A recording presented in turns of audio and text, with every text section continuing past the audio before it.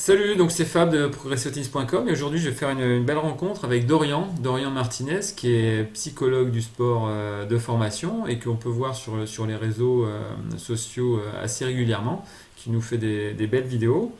Salut Dorian. Salut, ça Alors, va? ça va bien et toi? Ouais, parfait, merci.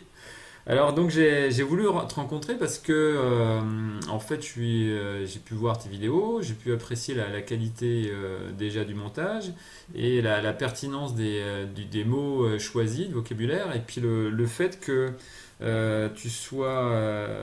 t'apportes un œil un peu nouveau dans le sens où t'es pas né entre guillemets dans le tennis, mais ta première voie c'était quand même la psychologie. Tu as pratiqué le tennis à assez bon niveau d'ailleurs, tu étais à 3-6 au mieux, je Ouais, crois. Voilà. Et le fait que tu ne baignes pas en continu dans le tennis me fait que tu apportes un œil nouveau. Donc, est-ce que tu peux nous donner un petit peu vite fait ton petit parcours universitaire? alors ouais, moi, en fait, j'ai un parcours universitaire, donc j'ai un DESS de psychologie et sport.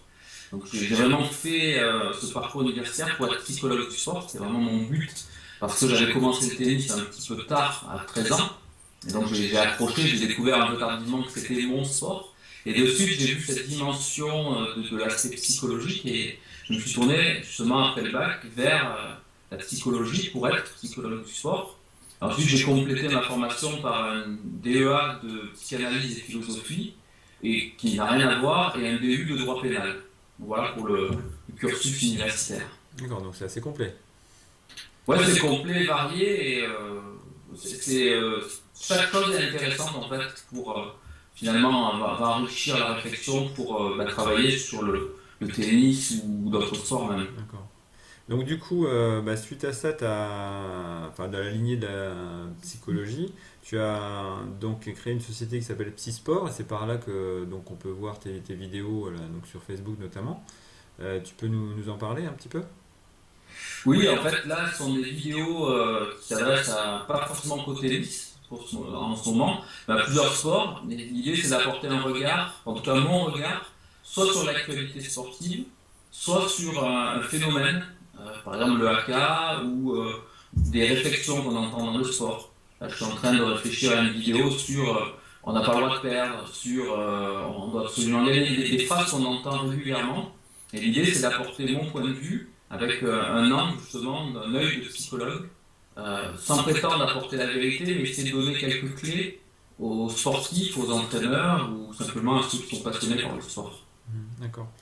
Et donc, alors c'est vrai que ce que j'ai pu apprécier, c'est le fait le côté pédagogique en fait, et d'utiliser des mots simples pour en fait, des situations bien précises qui entraînent des attitudes bien précises aussi. Donc, je me rappelle la vidéo sur qu'est-ce qu'il faut faire quand un joueur joue chaleur. Donc, tu as dit tout simplement accepter. Et c'est vrai que ça permet de faire un peu un reset au niveau psychologique et de repartir sur le point suivant sans avoir un sac à dos bien Ouais. lourd. Ouais. Sur la mission aussi, la mission de match, et notamment le souci de certains joueurs qui sortent de leur mission et qui Ouais. finalement vont perdre en efficacité, en rendement. Et c'est vrai que ton approche psychologique en dehors du tennis nous fait apprendre, enfin, utiliser des nouveaux mots qui font que la compréhension de ces phénomènes est meilleure. Donc je te félicite pour ça. Bon, merci, c'est gentil. Bah oui, le but en fait, c'est d'apporter un regard qui soit compréhensible par celui qui va écouter et pas d'arriver avec un jargon technique pour en mettre plein la vue et finalement perdre les gens. L'idée, c'est voilà. Et il y a ce côté-là et le côté de donner des exemples d'autres sports, d'autres disciplines, parce que il y a des phénomènes qui vont pouvoir se retrouver. Dans la mission, je vous donne un exemple sur le foot, mais qui vont parler, comme ça t'a parlé, il y a des exemples aussi sur le tennis, ça peut te parler, même si tu es dans le tennis. L'idée, c'est de s'enrichir de choses qu'on va voir dans des disciplines et qui peuvent être très utiles pour sa discipline. En fait. D'accord. Et alors pour faire suite à ça, plus dans le monde réel, parce que Psysport est pour l'instant limité au monde numérique, avec Oui, les vidéos sur les réseaux sociaux, tu suis des sportifs de haut niveau. oui, tout à fait, voilà. Donc de tennisman, cycliste, rugbyman, judoka. Donc voilà, c'est assez varié. Donc c'est aussi intéressant de connaître les problématiques réelles des sportifs pour pouvoir en parler, notamment sur Internet. Hmm. Alors, donc c'est intéressant parce qu'en fait, c'est vrai que quand on pense mental, souvent dans un peu le langage courant ou dans la vision commune, c'est mental, c'est lié à souci mental et que lorsqu'on prend un préparateur mental ou on est suivi au niveau mental, les gens pensent que ça y est, on débloque et que on est un peu malade. Alors qu'en fait, c'est le mental, c'est quand même une des briques de la performance et qui permet de surperformer encore plus. Et puisque justement tu suis des sportifs de haut niveau, donc ça veut dire que c'est des gens qui tournent pas trop mal quand même, et donc Ouais. qui vont chercher à dépasser encore leurs limites et à essayer d'élever encore leur niveau. Ouais. Alors, il y a deux catégories en fait de sportifs que je suis. Ce sont des sportifs soit qui ont un gros blocage. Donc là, c'est vraiment le côté psychologie, j'allais dire classique, qui va intervenir pour dénouer les nœuds que, comme on dit, qui peuvent se perdre dans la tête. Et puis après, des sportifs entre guillemets normaux, qui se disent mais comment faire pour aller encore plus haut, pour atteindre un potentiel que je sens que je n'ai pas encore atteint. Mhm. Et donc là, on est plus lié à ce qu'on appelle les techniques de préparation mentale, même si j'aime pas forcément ce terme, mais on est soit sur des techniques qui vont permettre d'améliorer et de régler, de faire des petits réglages comme on pourrait le faire sur une Formule 1 ou encore une fois, je n'aime pas le terme parce qu'on n'est pas des machines, mais c'est quelque chose de plus fin, je dirais, et qui s'adapte, qui est sur mesure par rapport à la personne, à son histoire, à ses objectifs, à son sport aussi. Donc c'est pas pareil quand on a travaillé avec un sportif en équipe, Mhm. un joueur de rugby avec un joueur de tennis. La notion de groupe va être importante dans un cas et moins dans l'autre, par exemple. Alors si le terme préparation mentale te plaît pas trop, est-ce que entraînement mental ou quel autre terme te conviendrait plus alors pour toi? Voilà, j'ai justement pas forcément de terme, mais on en parlait déjà, le terme lâcher prise, le terme préparation psychologique, le terme mental aussi. Je ne suis pas non plus hermétique au terme, mais je trouve que des fois il peut piéger. Parce que justement le mental est parfois le problème. La suractivité mentale va justement être un des freins à l'accès à la performance. Il y a Mhm. des sportifs, même qui suivent des programmes, etc., qui essaient d'appliquer tout ça à la lettre et qui vont se surcharger mentalement parce qu'ils vont vouloir penser à tout. Et du coup, c'est justement ça qui va leur empêcher de lâcher prise.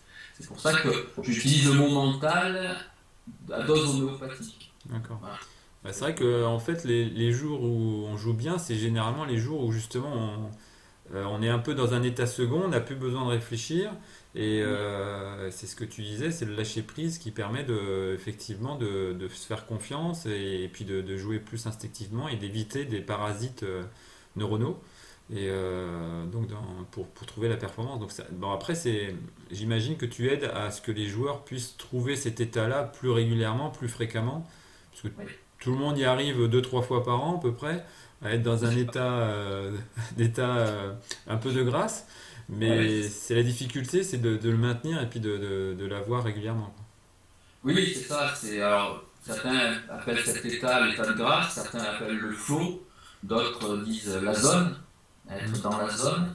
Donc tous ces termes-là veulent dire la même chose, c'est qu'on joue avec un pur plaisir, on n'a pas de sensation de frustration. S'il y a un problème, il est réglé instantanément, c'est-à-dire que l'œil, le corps s'adaptent. Et donc justement, on s'aperçoit que les sportifs, de haut niveau, même à un niveau plus bas, amateurs, vont expliquer que justement, il n'y avait aucun effort mental. Tout était fluide.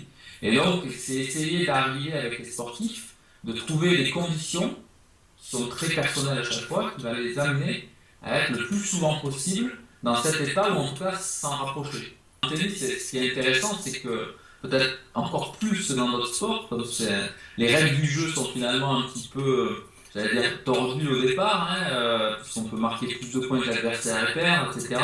Donc on a beaucoup plus de temps pour réfléchir par rapport au temps effectif de jeu. Donc le cerveau a tendance à se mettre en route.